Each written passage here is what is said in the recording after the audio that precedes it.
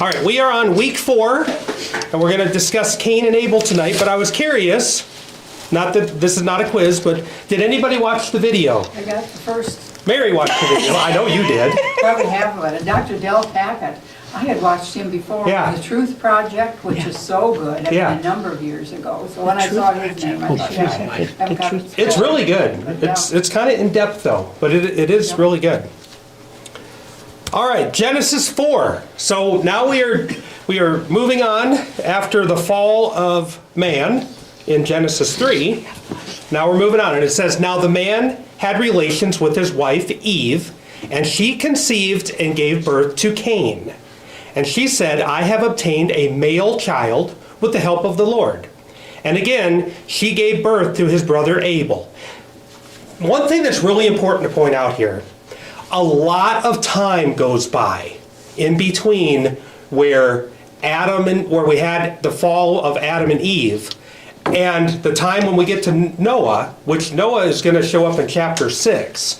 It's like 1,000 years. So there's a lot of time that goes by here. And sometimes we put it in order and we say, okay, Cain was the firstborn and Abel was the secondborn. But we have to realize that the Bible doesn't actually tell us that.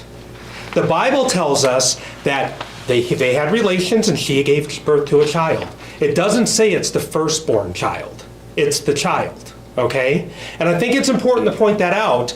And the reason I'm pointing it out is when we get later on, I'm going to ask you a question, and then you're going to see why I'm pointing this out. That it's not always in order, this one, this one, this one, this one, and that's all there was. That's not how it worked, okay?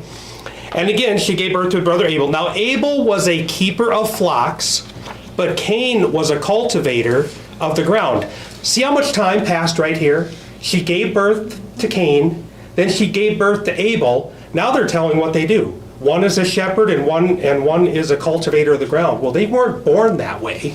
They had to have some years go by before they're going to be that. They didn't come out of their mother's womb and immediately they were working. Okay? She didn't give birth. Yes, you might have. She didn't give birth to adults. She gave birth to babies, and they had to have time to grow up. So a lot of time goes by, and we're getting the important points, and I just think it's important for us to realize that. And it says in verse 3, "So it came about in the course of time that Cain brought an offering to the Lord from the fruit of the ground.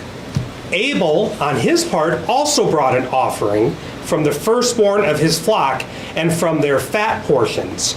And the Lord had regard for Abel and his offering, but for Cain and his offering he had no regard." So he rejected Cain's offering, but he accepted Abel's. And I think it's important for us to point out there's a slight difference in the offerings that came. If you look at what I highlighted in green right here, Cain brought an offering to the Lord from the fruit. All right? Notice it's just saying he took some of his fruit and he brought it to the Lord. That's basically what it's saying. It doesn't say first fruits. It doesn't say best fruits. It just says he brought an offering from the fruit. But look at the difference in what Abel did. Abel brought an offering from the firstborn of his flock and from their fat portions. He brought the best he had to the Lord. There's a difference between what Cain brought and what Abel brought. Cain just brought some of the fruit, but Abel brought the best that he had. He brought an offering in good faith. He brought a faith offering. And it tells us that in Hebrews. If we go to Hebrews chapter 11, verse 4, it says, "By faith, Abel brought to God a better sacrifice than Cain, through which he was attested to be righteous. God testified about his gifts, and through faith, though he is dead, he still speaks. And without faith, it is impossible to please him." So Abel brought his best to the Lord through faith. See, he put God in the right place. God above all. God, I am bringing you my firstborn, and I'm bringing you the best I have. And sometimes we need to think about this for ourselves. Do we bring the Lord the best that we have? Or do we bring him an offering of our leftovers. Now that can be an offering, it doesn't have to be money. That can also be an offering of our time and our effort. Do we give God our best? Do we give him the best we have? Or do we give him what we have left over? And I think there's a lot to that. Kind of interesting, I thought I would just put this slide up here. You know, you always hear about tithing to the church, and a tithe in the Old Testament, tithe means tenth. The word tithe is never used in the New Testament. From the time of Jesus up until now, that word is never used. Some people still tithe, some people don't. But 2 Corinthians tells us what we should do. And in 2 Corinthians chapter 9, verse 6, it says, "Now I say this, the one who sows sparingly will also reap sparingly, and the one who sows generously will also reap generously. Each one must do just as he has decided in his heart, not reluctantly or under compulsion, for God loves a cheerful giver." 2 Corinthians tells us when we do give to God, we should give God what we've decided to give God, and not reluctantly, and not because somebody is forcing us. We should bring it to him cheerfully. Whatever it is. I don't care if it's your money. I don't care if it's your crops. I don't care if it is your time or your effort. We should give cheerfully. We should not bring it reluctantly. And sometimes we reluctantly do it because we're being forced. We have a strong-armed, and I've been in churches like this, where they say you should bring a tenth, and it should always be a tenth, and then you get the whole argument. Is that before taxes or is it after taxes? How many, have you guys heard? I'm sure you've all heard this argument before. If I give a tenth, is it before taxes or after taxes? And some people say, well, it's before taxes because I don't think God should pay taxes. God doesn't care about what we're bringing. He cares about how we're bringing it. He cares about us being a cheerful giver. He wants us to give cheerfully and out of faith in him. So there's a difference. Cain is giving reluctantly. He's just bringing some of his fruit, because it's time. He's been told it's time to do this. We need to bring an offering to the Lord. So he brings an offering of some of his fruit. But Abel brings him the best he has, because he brings it cheerfully and he brings it in faith. And so there's a difference. And so in the next verse it says, so Cain became, did I skip something? Okay, sorry, I did not. Rewind, okay. So Cain became very angry, and his face was gloomy. Then the Lord said to Cain, why are you angry? And why is your face gloomy? You notice how the Lord, he did this with Adam and Eve, and now he's doing it with Cain. He doesn't come right out and give them a statement. He asks them a question. He's asking questions, which is helping them focus on why they are the way they are. So he says, why are you angry and why is your face gloomy? If you do well, will your face not be cheerful? And if you do not do well, listen to what happens if you do not do well. Sin is lurking at the door, and its desire is for you, but you must master it.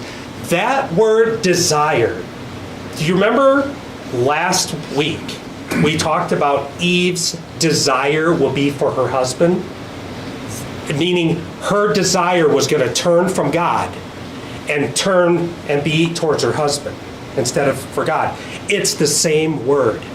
But look who's desiring. Sin's desire is for you. Sin is going to turn from wherever it's at, and it's going to focus on you if you don't do right, if you don't do well. And it says, Cain talked to his brother Abel, and it happened that when they were in the field, Cain rose up against his brother Abel and killed him. So early on, I mean, we are only in chapter 4 of Genesis, of the beginning of the words that God has given us, and we already have our first murder. But then God comes with questions again. Then the Lord said to Cain, where is Abel your brother? Now, If you had a relationship with God, that he would come and he would speak to you directly, face to face, in person, I want you to ask yourself, is this how you would respond to God? This is his response. And he said, I do not know. Am I my brother's keeper? If somebody said that to you, if your child said that to you, what would you do? You're right. Somebody went, probably, because they're mouthing off. It's very clear that he's mouthing off directly to God here. And you know that's going to end well, all right? And he said, am I my brother's keeper? Then he said, what have you done? Remember, that's the same thing he asked Eve. What have you done? I think he's giving them a chance to repent and turn from it. He gave Eve a chance, and he's giving Cain a chance also. What have you done? What Cain should have done is said, Lord, I've done wrong. I am so sorry for what I've done. But no, that's not what we get. He says, the voice of your brother's blood is crying out to me from the ground. Your blood speaks to God. It's clear here, Jesus' blood speaks. And I wanted to show you, there is power in the blood. In Hebrews 12, there is power in the blood. And in Hebrews 12, before verse 22, it's talking about you don't come to a mountain on this earth to see God. You don't come here. You go to Mount Zion and the city of the living God, the heavenly Jerusalem, and to myriads of angels, to the general assembly. And then look at verse 24. And to Jesus, the mediator of a new covenant, and to the sprinkled blood, which speaks better than the blood of Abel. Jesus' blood speaks to your salvation. The fact that he died for our sins, his blood speaks out. A lot of times we think that Jesus has to be the one standing there saying, Neil's fine, yeah, he's sinned, he's done all kinds of bad stuff, but okay, but I got him covered. But maybe it's Jesus' blood that's actually doing some of the speaking. Maybe the blood cries out and says, I already died for that sin. I already spilled out. You know the song that we used to sing years ago, there's power in the blood? Power? Wonder-working power? Anybody want to sing? Okay. All right, so we're going to stop there. Any questions or comments before we move on about what we talked about so far? Perhaps not. Okay. I'm just trying to leave room for questions because I tend to just keep going. All right, so in verse 11, he asked Cain, just like the judge showed up again. He asked Cain, what have you done? Cain didn't really respond. His only response was, am I my brother's keeper? How am I supposed to know where he's at? So he says, no, his blood cries out about what happened. His blood is speaking to me. You don't even have to speak because his blood has already told me what's happening here. So now we get the judgment. And the judgment is, now you are cursed from the ground, which has opened its mouth to receive your brother's blood from your hand. When you cultivate the ground, it will no longer yield its strength to you. See, he told Adam, you're going to cultivate the ground and you're going to have weeds and you're going to have thistles and all this come up and it's going to fight you. But now he's going one step further with Cain and saying, you're going to cultivate the ground and it's going to give you nothing.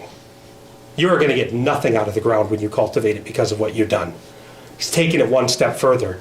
And it says, you will be a wanderer and a drifter on the earth because you won't be able to support yourself because the ground will never feed you. Is what he's telling him. Cain said to the Lord, my punishment is too great to endure. Behold, you have driven me this day from the face of the ground, and I will be hidden from your face. Again, sin separates us from God. Sin causes that separation. And he's saying it right here, I will be hidden from your face. I am driven from you. And I will be a wanderer and a drifter on the earth. And whoever finds me will kill me. That's what Cain's response was. But God takes mercy on him. And he takes mercy in this way, in the next verse. He says, so the Lord said to him, therefore, whoever kills Cain, vengeance will be taken on him 7 times as much. And the Lord placed a mark on Cain so that no one finding him would kill him. So he put a mark on. We don't know what the mark was, but he put a mark on him so they would recognize it and they would not kill him. And what it was to protect him from vengeance. It was to protect Cain by threatening vengeance on those around him. Okay? So it was threatening a penalty. And then it says, then Cain left the presence of the Lord and settled in the land of Nod, east of Eden. Cain had relations with his wife and she conceived. Hold on. Where did Cain's wife come from? Okay? That's why I said earlier, we have to realize that just because the Bible's telling us about Cain and the Bible's telling us about Abel doesn't mean there wasn't anyone before them. Okay? Born to Adam and Eve. Because it tells us later on they had other sons and daughters, but it doesn't tell us the order. But obviously it came from somewhere. Now I have heard the argument that God created Adam and Eve, but then God created humans elsewhere too. And that doesn't work. Because what did Adam name his wife? Eve. What does Eve mean? Mother of all living is what Eve means. Now, does that mean plants, animals, dogs, cats? No. It means mother of all humans. So Eve can't be the mother of all humans if God created humans somewhere else. So they all came from Adam and Eve. Now, his wife, therefore, would have had to have been his sister. Now, what's interesting is there is nothing in the Bible wrong with marrying your brother and sister until the Mosaic Law, which comes 2,500 years later from this. The Mosaic Law is what came and said, you will not marry a close relative. But back then it had to be this way, because otherwise how could you ever have populated the earth? So it had to work like this, that it was okay. And she gave birth, and she gave birth to Enoch, and Cain built a city. First time anybody built anything. Cain built a city. That's a positive thing. And named the city Enoch, after the name of his son. Now we're going to jump through some verses here because we're getting to this person had that person had this person had that person part of the Bible. So if you have your Bible, if you'll turn to Genesis chapter 4, there's a section here that I'm going to have to read some things in a little while. I just want everybody to get to chapter 4. So the genealogy of Cain's descendants is between verses 18 and 22. There's 6 generations to Lamech, or Lamech. I'm going to say Lamech because that's the way I can pronounce it. Lamech said to his wives, Ada and Zillah. Okay. First time there is polygamy in the Bible is right here. 2 wives. Now that was not God's plan, because God said earlier in Genesis that a man and a wife become one flesh. But you have 2 wives here. So Cain's line was sin after sin after sin and getting worse and worse and worse. Is what's happening in Cain's line here. And listen to what Lamech says. Listen to my voice, you wives of Lamech.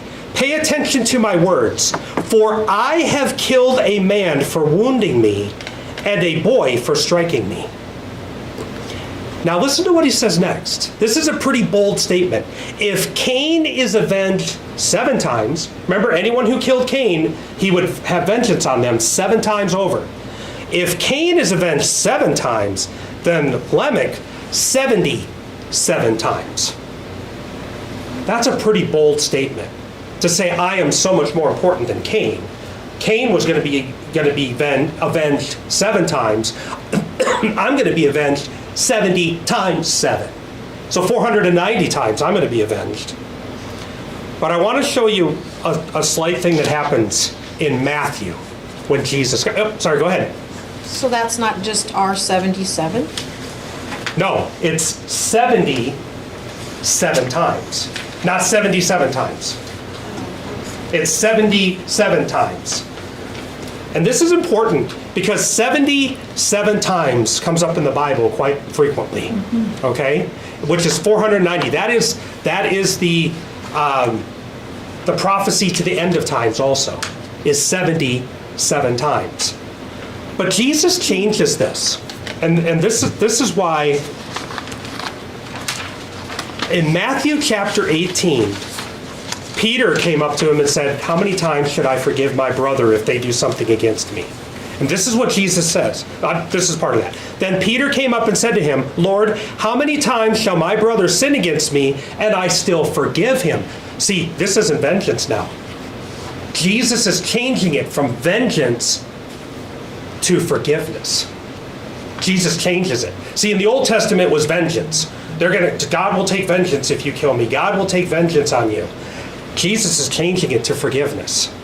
And he says, up to 7 times? Jesus said to him, I do not say to you up to 7 times, but up to 77 times. In other words, indefinitely you are to forgive your brother if they sin against you. It's indefinite. Because I don't know if anybody's going to count 77 times. So it's indefinitely. So Jesus changes it from vengeance to forgiveness. And because Jesus had a message of forgiveness and love, not vengeance and fear. So then in verse 25, Adam had relations with his wife again. See, Abel was gone, right? Abel was murdered. And she gave birth to a son and named him Seth.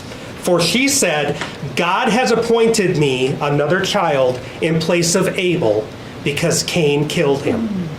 To Seth also a son was born, and he named him Enosh. Then people began to call upon the name of the Lord. So they had another child. Now this was when they were older. We're going to get into that, so I'm not going to preamble it for you. But in chapter 5, which we're going on to next, we're going to get into that. But I want to point out a few things about chapter 4 before we move on. This was not part of your slides. This is a new slide. Okay? All right. In chapter 4, we have the first murder. We have the first recorded polygamy, which is Lamech's wives. And then we have the first lack of fear of the Lord. Am I my brother's keeper? All right? But then we have ingenuity. Here's where, if you have chapter 4. Okay, 4:17. Can somebody read 4:17 to us? And I'm going to put a microphone by whoever it is, if you don't mind. Who's going to read? No, nobody will. Will you read? Okay, I'm going to put this by you. All right, 4:17. Cain had sexual relations with his wife, and she became pregnant and gave birth to Enoch. Then Cain founded a city, which he named Enoch after his son. So we have the first, so the ingenuity that comes out of chapter 4 is first, and we pointed this out before, he built a city. First city to be 4:20. Does somebody have 4:20?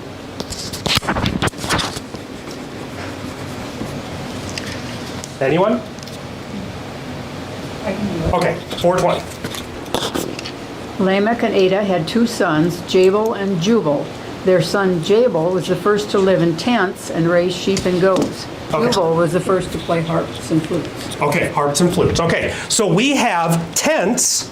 So this is the first time that they have made tents. So that's pretty ingenuity. But then also musical instruments. They played the harp and the flute, right? You read?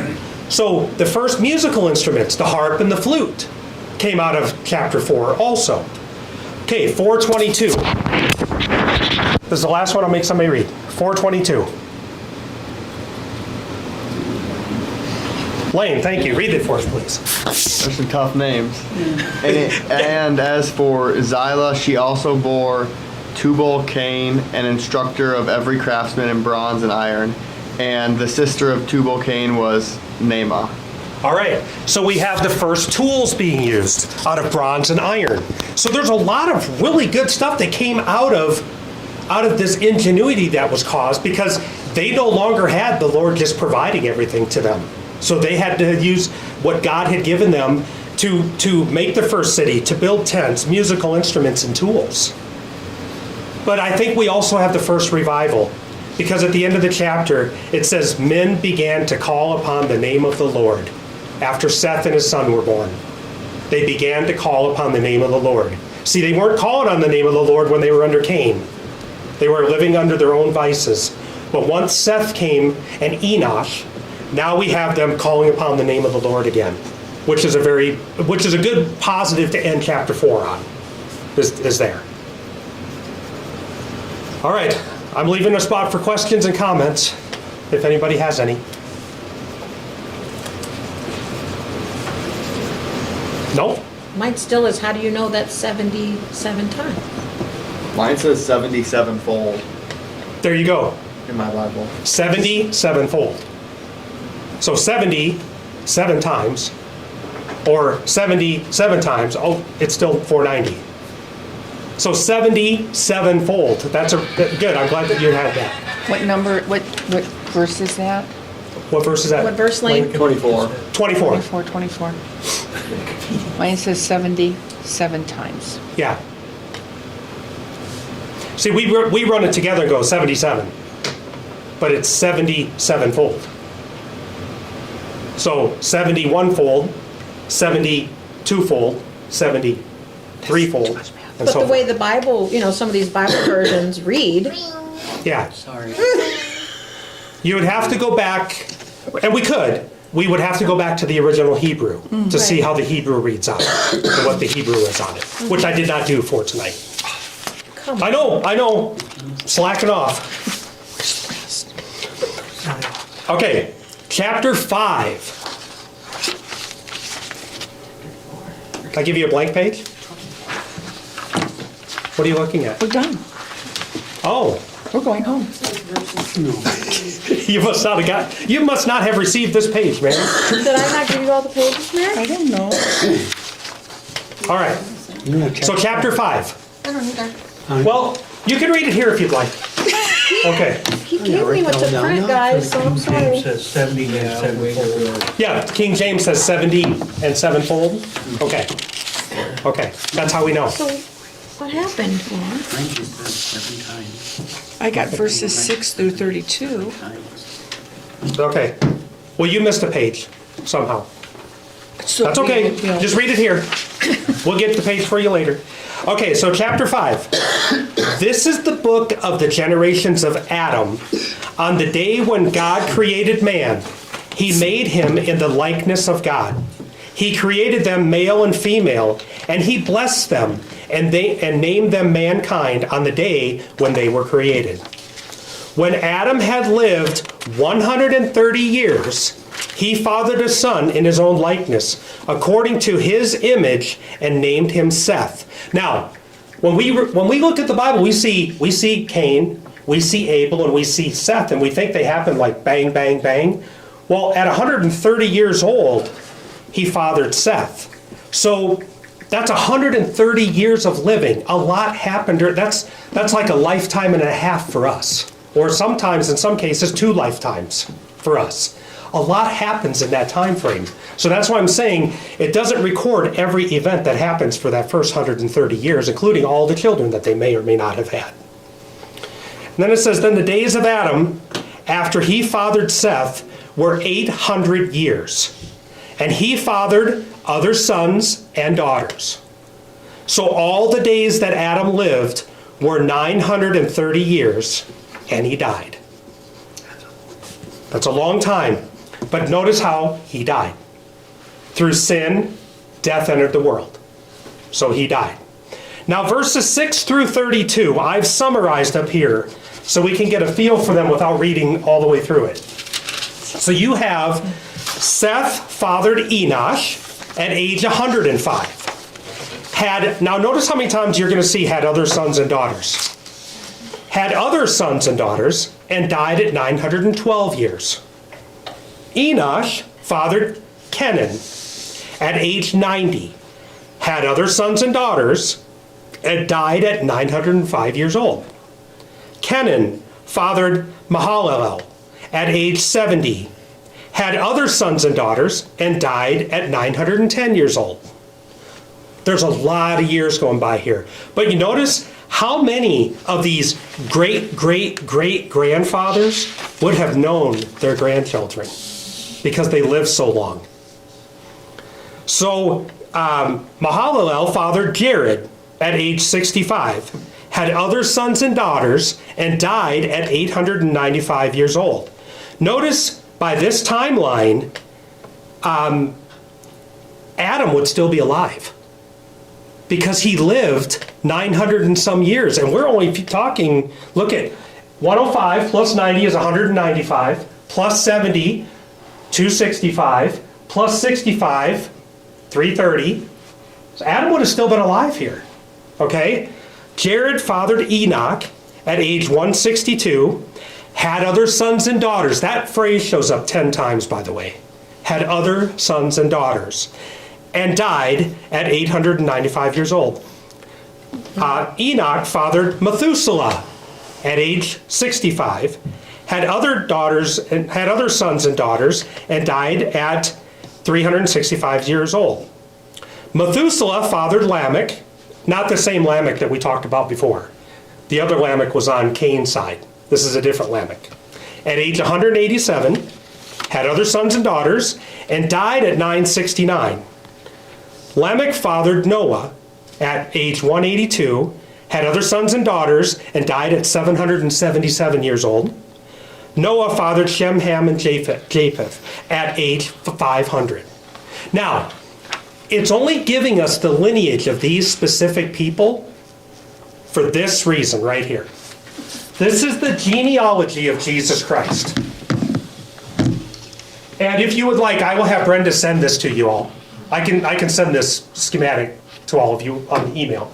But you can see the names. It goes from God to Adam to Seth to Enosh, Kenan, which is just a different spelling, Mahalalel, Jared, Enoch, Methuselah, Lamech, Noah, and then you get into Shem, and then you go all the way down the line till you get to Jesus.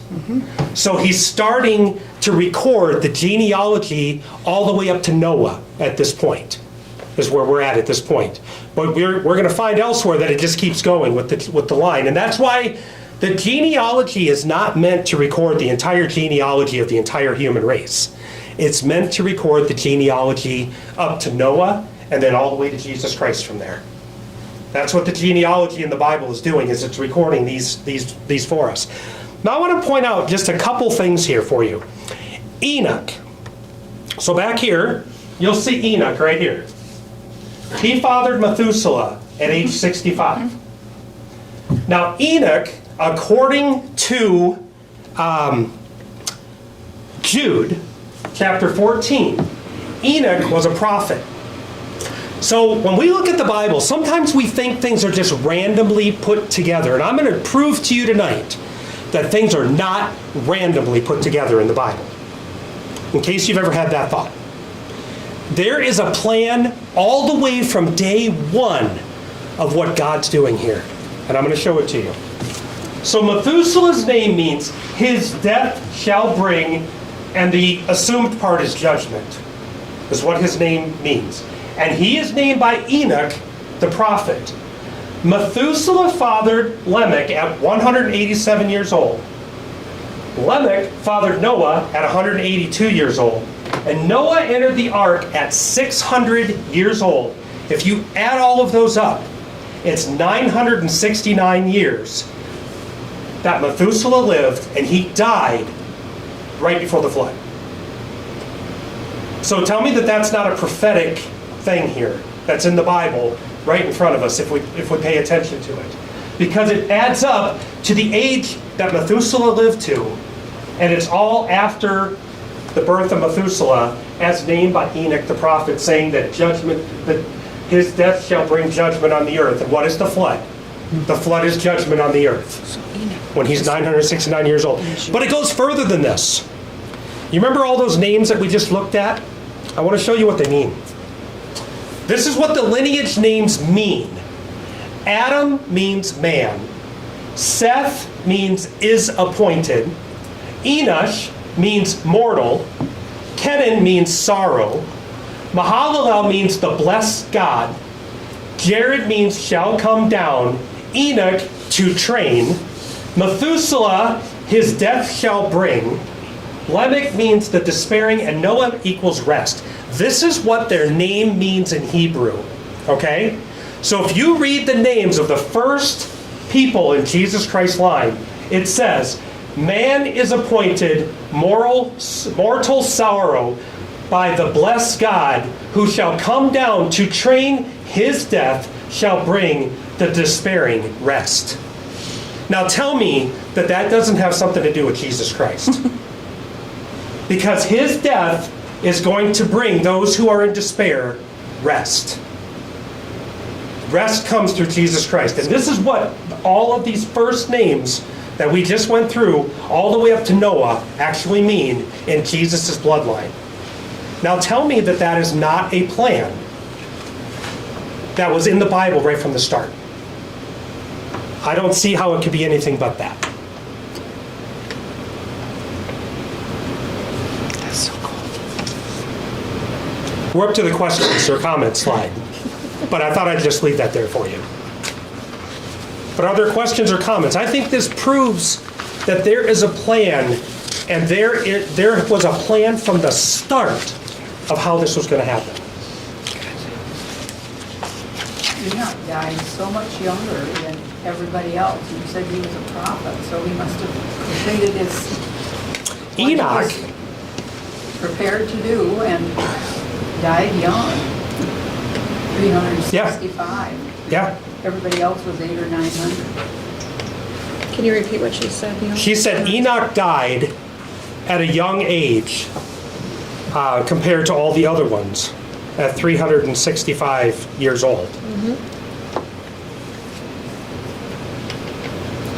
That would be an interesting study in and of itself. I wish I could pull it up quick. So,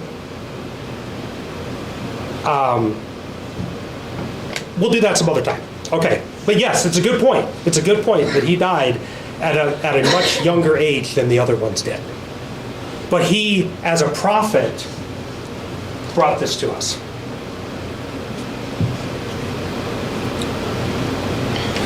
So Enoch, so somebody do a Google search.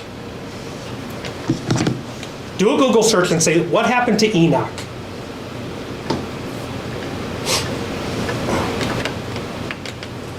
We're going to do this right now since we're on the topic. What happened to Enoch? Can you guys hear me? No, now we can.